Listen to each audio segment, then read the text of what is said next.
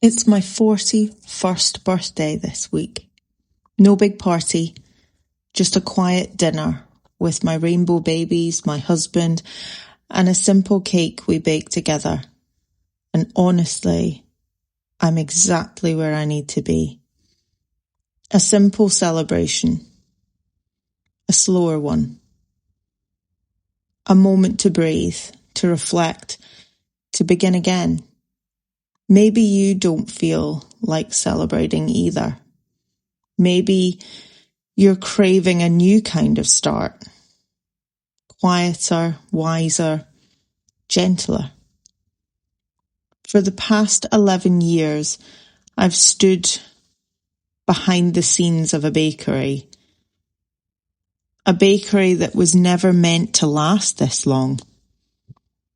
I started while Goose in the shadows of trauma and grief.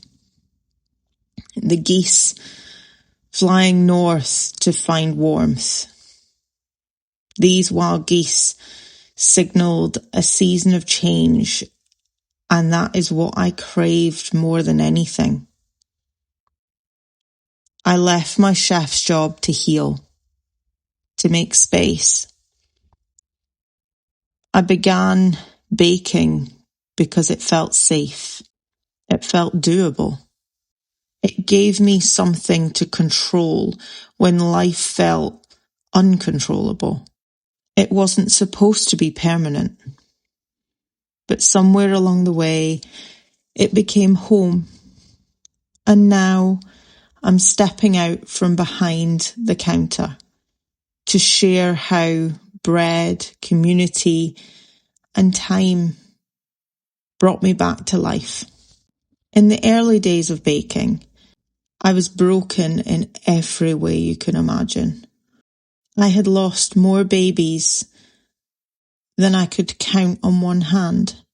My body felt like it had betrayed me. My heart was so broken, I never thought I could feel anything again.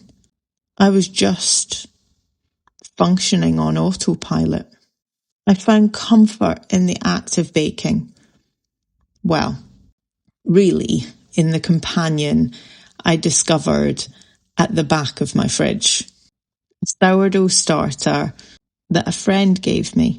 I remember seeing it, black, grey and dead looking, tucked away in the back of the fridge, and I felt like that was me. I remember years before, I had been told while at chef school that it was impossible to kill a starter with neglect. And after all the 90-hour weeks working as a chef, making food for other people, I had definitely tested that theory of neglect. I really should have thrown it away, but I'd had too much loss that day. And so I decided to create just a bit of hope. I added flour and water without really knowing why. I was trying to revive life in a jar of black sludge, but I did it anyway. I needed to find something that gave me even the tiniest bit of hope. The following day, there was one tiny bubble, just one. It was something I could hold on to, so I added more flour and more water, and I kept repeating the process every day. Somehow, a spark returned, tiny little bubbles and a soft rise, and I realised even when you think you've lost everything, you can come back little by little. That's what this jar taught me. A jar of flour and water, rising and falling and coming back to life, even from what felt like nothingness. Absolute nothingness. I'd been a chef for a while with an impressive CV, but never made sourdough. It wasn't trendy back then, but I've never been trendy. So I started to learn how to make bread. The first few were not very impressive, but my lovely housemates ate it, saying it was good with cheese. I needed something to make with all this starter. So I continued making bread. I found comfort in baking. Maybe in caring for a small jar of starter made with just flour and water. It gave me hope that I could make something grow.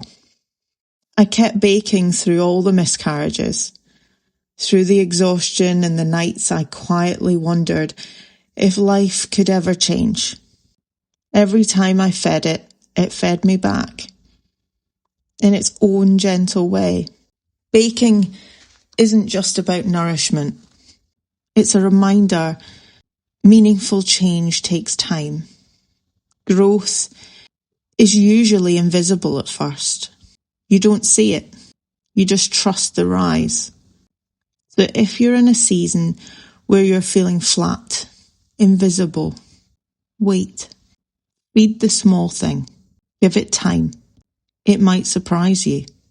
Then against all odds, life gave me what I thought was impossible. My baby was born alive.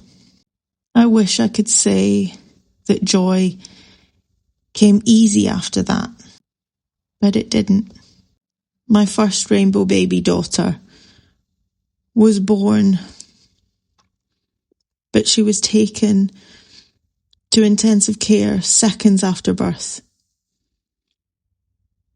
And I heard nothing. 16 hours later, I was brought to see her again. And she was breathing. She was breathing. I remember thinking, she's here. But for how long? For months I loved her fiercely, but only from a distance, because it hurt too much to believe she could stay. Until one morning I opened my eyes and I saw her smiling at me from across the room. And just like that, something in me broke wide open. The mask I'd been wearing started to lift. She got in, and I became the thing that I thought would never happen for me. I became a mum. While Goose started as a temporary season, a way to survive, a way to heal, but it became a way to live. Those daily bakes showed me that even when we think we have nothing left, with a little care we can rise again, to love people in the small moments, to build something that feeds more than just the body. Because that's the thing about bread. Real bread, anyway. The process can't be rushed. This starter reminds me every day, you don't always need a brand new start. Sometimes you just need gentle nourishment and time. So if you're feeling flat, forgotten, like you're stuck in slow motion, you're not behind. You're not nothingness. You're simply rising at your own pace. Feed yourself gently. You will come back. We all do, given the right nourishment and time. This is my season. This is my next season of change. Coming out of the shadows and into the light. Sharing the lessons I learned the slow way, through flour, water, and a whole lot of patience. Because strength isn't built by avoiding the hard things. It's built by kneading through the resistance, tending to what's messy and watching it rise into something new. So whether you're here for the sourdough, the community, the baking, or the courage to begin again, know this. This space was built for you because we rise together.